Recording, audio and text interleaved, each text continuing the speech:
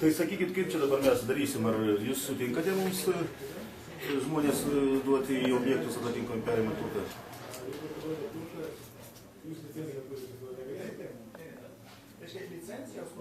Tai kodėl šiandien? Tai mes informavom jūsų raštų, informavom, kad šiandien būtent 9 valandą perdavimas vyksta, priėmimas, jūs oficialiai gavot raštą. 10 milijonų kilovatų.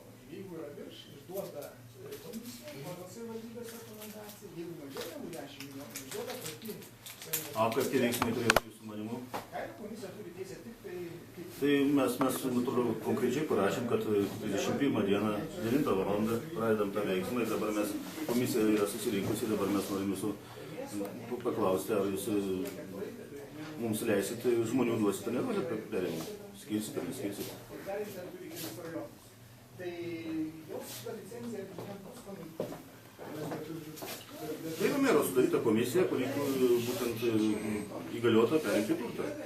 Pažiūrė įgaliojimas. Negu valdžius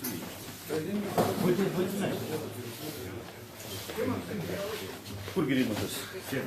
Įgaliojimas tavo dabartinis. Kur parašiai. Apskundimas tam.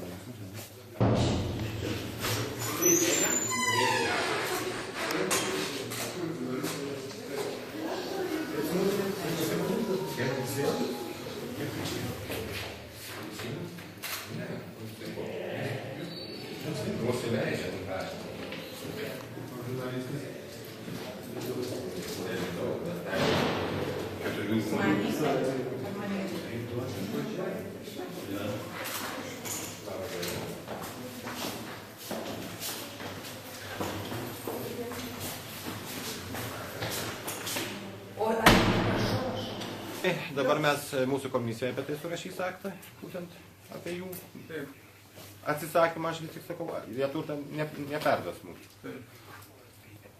Tai dabar tą visą aktą pas jūs, savivaldybė įrašo. Tai iš čia surašysim vietą visą komisiją, čiagi ne. Tai gerai, sėdam įrašo. Taip.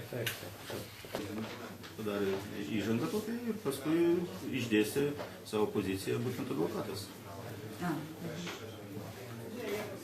O ką jie pasakė? Mes įteikėm jiems visus dokumentus, kurie buvo, tai jie sako, kai kuriuos jie jau turi, reiškia, ankstesni mūsų sprendimai, kurie buvo tarybos, o kitus irgi paėmė. Sakė, mes apsižiūrėsim, sako, apsvarstysim, pagalvosim ir jums raštų prašysim.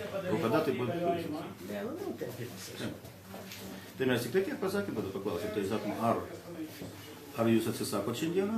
Taip, mes šiandien tikrai nieko nedarysim. Buvo surašyta taip, kad nuomininkas perėmė turtą, bet skolas anksčiau buvo.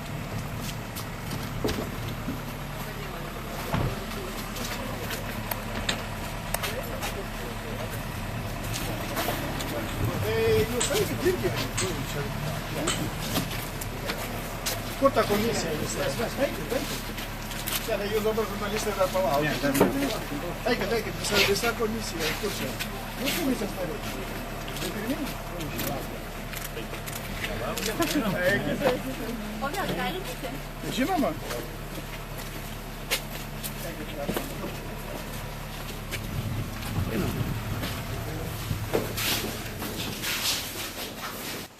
Tai kada jūs pradėjot skirsit, kada mums ateiti? Taigi mes jau buvom 12 valandą, bet šitai žmonių. Yra teismų nutartis ir skubliai ir Amsalė yra viskas, dabar kodėl jūs mums vaikot 12 valandą, dabar 2 valandą. Mes visi susireikia dabar, prašom leisti.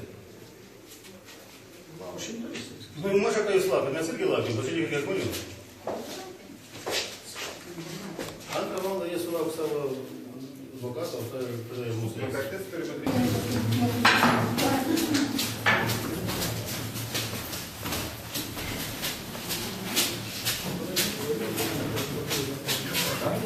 Ne, žurnalistai, jūs taip. Ne, aš nelaikau, bet aš sakau, kad perduosiu. Prašom visus apleisti patalpas, kas čia lieka apsauginė apsilieka, prašom visus išliekti, visus susivažiuoti. Mes paskui įsileisim. Gerbiamas policininkė, žinokite, dabar jau mes įsileidome, jūs neišklausėte. Prašom apleisti. Visuomenės informavimo yra. Paskui pakviesime, kai jau tada pakviesime. Prašom. Įstatymą vardu prašome turėti pareigūnų. Šiandien po to. Patyrę teisiniai ekspertai nustatė, kad savivaldybė turi visas prielaidas nutraukti vienašališkai sutartį, nes pagal civilinį kodeksą ta sutartis buvo labai grubiai pažeista ir tokie pažeidimai buvo nurodyti ir savivaldybės sprendime, savivaldybė balsų daugumą priėmė jos taryba tokį sprendimą. Tai galėčiau paminėti tik tai, kad kai buvo pasirašyta nuomos sutartyje, tai išsinuomojusi įmonė turėjo vykdyti ir vystyti verslą tik tai Ukmergės rajone. Šiuo metu miesto energija daugiau realizuoja šilumos ne Ukmergėje, bet Klaipėdoje. Tai aišku, viskas tas buvo padaryta be susitarimo su savivaldybė, be to miesto energija arba jos savininkų grupė vysto irgi šilumos verslą, energetikos verslą tiek užsienyje, kaip Latvijoje, Ukrainoje, galbūt Rusijoje. Ir yra blogybė tame, kad vykdydami šitokius verslus skirtingose rajonuose ir net valstybėse, miesto energija užstato visų ukmergiškių šilumos ūkio verslą, jos turtą, tam, kad galėtų kitose rajonuose vystyti verslą. Tai yra visiškai neprognozuojama, juolab, kad susigrąžinant tą turtą pasibaigus nuomos sutartį, čia tai gali sudaryti labai didelių įvairių keblumų. Kitas dalykas buvo tai, kad jie netgi taikė tam tikras lengvatas kitose rajonuose ukmergiškių sąskaitą.